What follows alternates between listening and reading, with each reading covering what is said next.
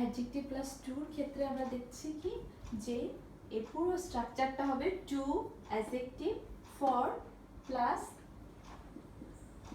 Two plus V1। যদি আমাদের আরো কিছু বাক্য দরকার হয় বাক্যের অর্থের সাপেক্ষে তখন আমরা এক্সটেনশন অ্যাড করব, নয়তো অনেক সময় V1 দিয়েই বাক্য সম্পূর্ণ হয়ে যাবে, তাই না? তাহলে পুরো বাক্যাংশটা আমরা আবার পুরো স্ট্রাকচারটা আবার আমরা খেয়াল করি কি আছে। টু অ্যাডজেক্টিভ, এই মাঝখানে আমাদের একটা অ্যাডজেক্টিভ থাকবে। ফর বসাতে কখনো হতেও পারে, কখনো নাও ইউজ হতে পারে। ফর থাকবে তখনই যদি আমার এখানে কোনো personal object me, us, them, you, her এই জাতীয় কোনো পার্সোনাল অবজেক্টগুলো থাকে, তাহলে তার পূর্বে ফর বসবে এবং তারপরে টু, এই যে টু এরপরে কি বসাবো, সহজ জিনিস, এরপরে হচ্ছে V1 বসাবো, তাই না? তাহলে এটার অর্থই হচ্ছে এতই যে, বাক্যটা শুনেই বুঝতে পারছি যে এটাও একটা নেগেটিভ বাক্য। সো অ্যাডজেক্টিভ প্লাস দ্যাটের পরে আমরা ক্যান বা কুডের পরে একটা নট বসেছিলাম, তাই না? কিন্তু এখানে আমাদের কোনো নেগেটিভ কোনো ওয়ার্ড বসানোর দরকার নেই, নট বসানোর কোনো দরকার নেই, এমনিতেই বাক্যটার অর্থটাই নেগেটিভ। সো এখানে আমাদের নট ইউজ করা নেসেসারি না। কিভাবে, আমরা এক্সাম্পলে যাই। আগের ওই বাক্যটাই আমরা পড়েছিলাম যে রূপা ইজ টু ফুল, মনে আছে? Rupa is too fool so that she can not understand the easy thing বা she can not solve the easy problem, ওটাই আমরা করছি। রূপা ইজ, এখানে আমরা সো দিব না, কি দেব? টু। দেখো রুল অনুযায়ী পড়ছে কিনা। অ্যাডজেক্টিভ, ফুল কি একটা অ্যাডজেক্টিভ। বোকা, রূপার দোষ গুণ অবস্থা বোঝাচ্ছে, রূপার অবস্থা বোঝাচ্ছে সে এতটাই বোকা। তাহলে রূপা ইজ টু ফুল টু, এখানে কোনো পার্সোনাল অবজেক্ট নেই, যদি পার্সোনাল অবজেক্ট থাকতো তাহলে ফর বসাতাম, যেহেতু নেই সরাসরি আমি টু এ চলে যাব, তাই না? টু, এখন কি বসাতে হবে? একটা V1। এখন বাক্য অনুযায়ী আমরা V1 বসাবো। আমরা আগের বাক্যে মনে আছে আন্ডারস্ট্যান্ড করতে পারে না, তাই না? আন্ডারস্ট্যান্ড কি একটা ভার্ব, এখন এই ভার্বটার বেস ফর্ম কি? আন্ডারস্ট্যান্ড, আন্ডারস্টুড, আন্ডারস্টুড, তাই না? কিন্তু আমরা আন্ডারস্টুড না দিয়ে এখানে কি বসাবো? আন্ডারস্ট্যান্ড।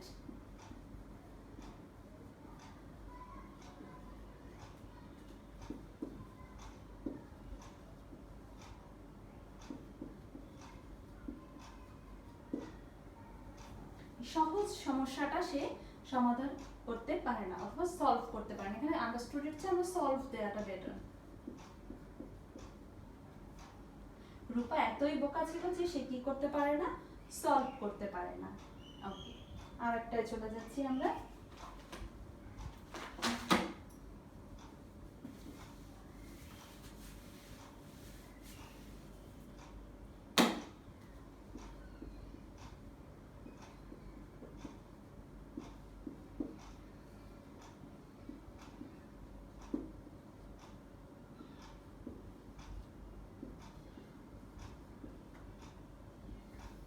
ওল্ড ম্যান এতই দুর্বল ছিল বা আছে যে কি করতে পারে না, সে হাঁটতে পারে না। ওখানে আমরা কি বসেছিলাম? দি old man is so weak that he can not walk. বাক্যটা আসলে অর্থ তো এরকম বোঝাচ্ছে, কিন্তু টু দিয়েই আমি নেগেটিভ বুঝিয়ে দিচ্ছি।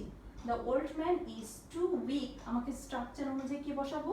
টু, কি করতে পারে না? হাঁটতে পারে না। হাঁটা ইংলিশ কি? ওয়াক, অথবা কোনো কাজ করা, ক্যান নট ডু, সেখানে the old man is too weak to walk.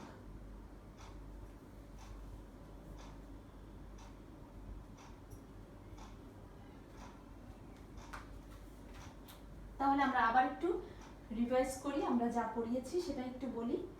যে টু অ্যাডজেক্টিভ প্লাস টু এর অর্থ কি? এতই যে, এতই যে পারে না, মানে নেগেটিভ কিছু একটা বোঝাচ্ছে। এখানে অবশ্যই এই টু এর পরে আমাদেরকে একটা V1 মানে ভার্বের বেস ফর্ম বসাবো এবং অর্থের সাথে সঙ্গতি রেখে বাকি অংশটা সম্পূর্ণ করব। যদি বলি the girl is too short,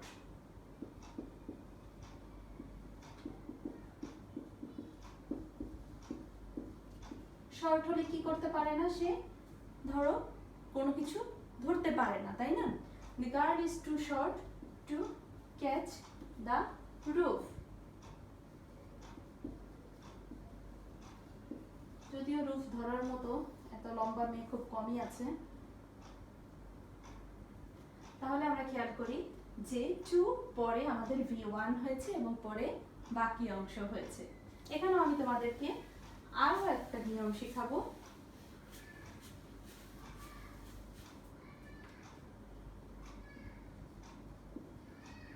একটা ফর দিয়ে শেখাই, হ্যাঁ?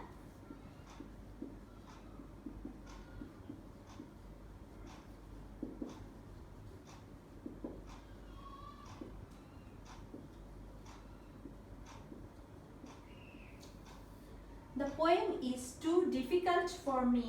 পোয়েমটা এতই ডিফিকাল্ট ছিল, ফর মি, দেখো মি আছে তাই না, পার্সোনাল অবজেক্ট আছে মি, এর জন্য ফর বসেছে এখানে, যেখানে আননেসেসারি সেখানে আমাদের ফর বসানোর দরকার নেই। The poem is too difficult, poem difficult হলে কি হয়, আমরা মুখস্থ করতে পারি না, তাই না? The poem is too difficult for me, আমাকে কি বসাতে হবে, টু বসাতে হবে। এরপরে বাকি অংশটা কি হবে এটা তোমরা এক্সারসাইজে আমাকে করে দেখাবে। এক্সারসাইজ,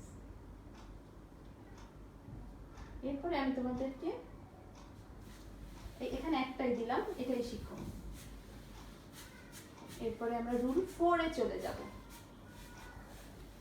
একটু বেশি মনে হতে পারে একবারে, কিন্তু আসলে আমাদেরকে অনেক গ্যাপ হয়ে গেছে আমাদের পড়ায়, আমরা চাইবো যে একটু বেশি করে যেন পড়াশোনা করে আমরা গ্যাপটা পূরণ করে ফেলতে পারি।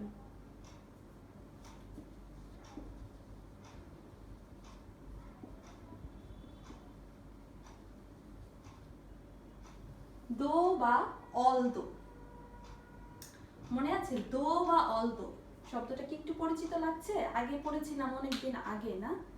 দো বা অলদো মানে হচ্ছে যদিও, যা হওয়ার কথা ছিল সেটা না হয়ে আর এক রকম হওয়াটাই হচ্ছে একটা বিপরীতমুখী একটা কাজ প্রকাশ পাবে দুটি বাক্যাংশে। দুটি বাক্যাংশ, দো বা অলদো আসলে একটা কি, একটা ক্লজ মার্কার, এবং এটা কোন ক্লজ, কোথায় বসে, এটা কমপ্লেক্স সেন্টেন্সে বসে। সো এখানেও দুটি বাক্য থাকবে।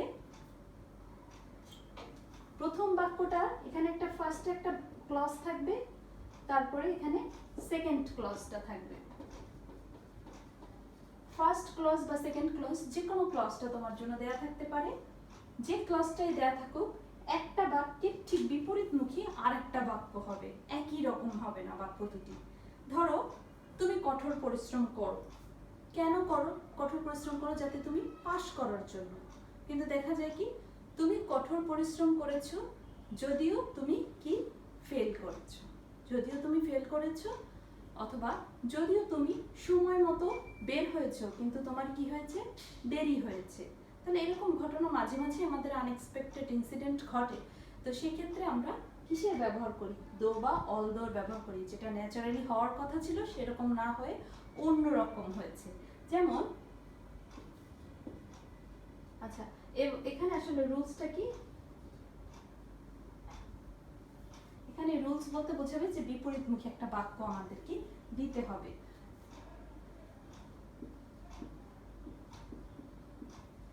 ন্যাচারালি এখানে দুটি বাক্যই একই রকম টেন্সে আমরা লিখব। দো হি ওয়ার্কড হার্ড, যদিও সে কঠোর পরিশ্রম করেছিল কিন্তু তারপরে কি হয়েছে, সে কঠোর পরিশ্রম করলে যদি তার পাস করার কথা, কিন্তু কঠোর পরিশ্রম করলেও সে কি করেছে, ফেল করেছে।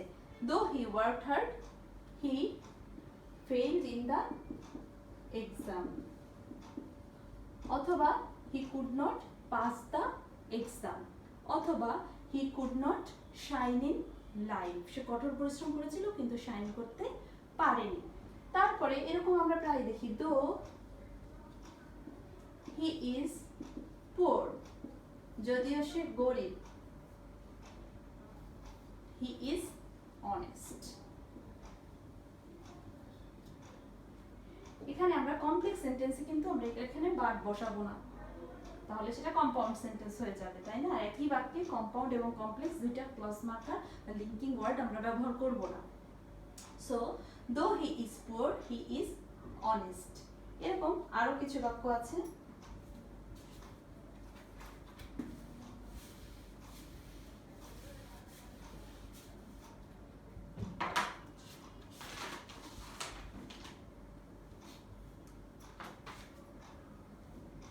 এরকমও তোমার থাকতে পারে, হি ট্রাইড হার্ড, সে কঠোর পরিশ্রম করেছিল,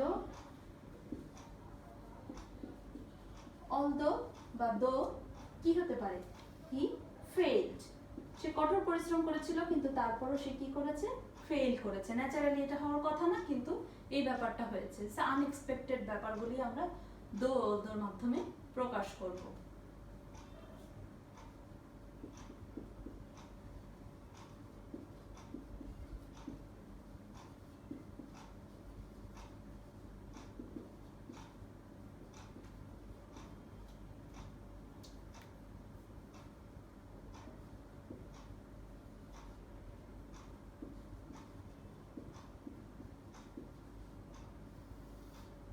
যদিও বাংলাদেশ একটা স্মল কান্ট্রি, বাংলাদেশ একটা স্মল কান্ট্রি হলে কি হওয়া উচিত, এর জনসংখ্যা কম হওয়া উচিত, কিন্তু ঘটনা উল্টা না।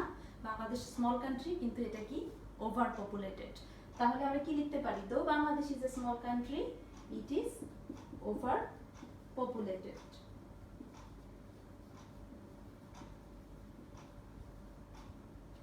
বা ইটস পপুলেশন ইজ হিউজ, এভাবেও লিখতে পারি। তাহলে আমরা দো বা অলদোটা এটাই শিখলাম যে বিপরীতমুখী বাক্য দিয়ে আমাদেরকে বাকি ক্লজটাকে সম্পূর্ণ করতে হবে, তাই না? একটা এক্সারসাইজ দিয়ে দিচ্ছি তোমাদের জন্য, তোমরা বাসায় এটা নিজের থেকে চেষ্টা করবে যে হচ্ছে কিনা।